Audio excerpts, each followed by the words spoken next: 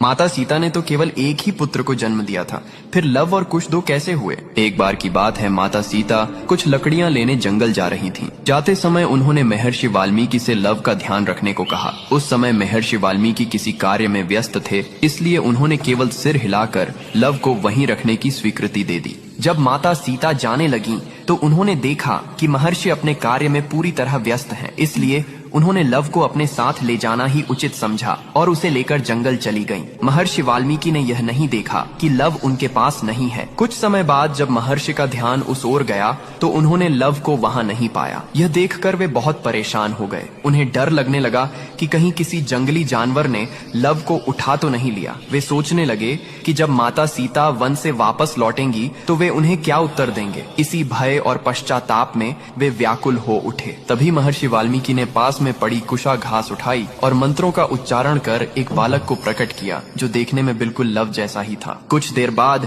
जब माता सीता वन से लौट कर आईं, तो महर्षि ने देखा कि उनके हाथ में लव पहले से ही मौजूद है। यह देखकर वे आश्चर्यचकित रह गए, लेकिन माता सीता उस दूसरे बालक को देखकर अत्यंत प्रसन्न हुई, क्योंकि वह बालक कुशा से उत्पन्न हुआ था, इसलिए उसका नाम कुश रखा गया। कमेंट में जय श्री राम अवश्य लिखें।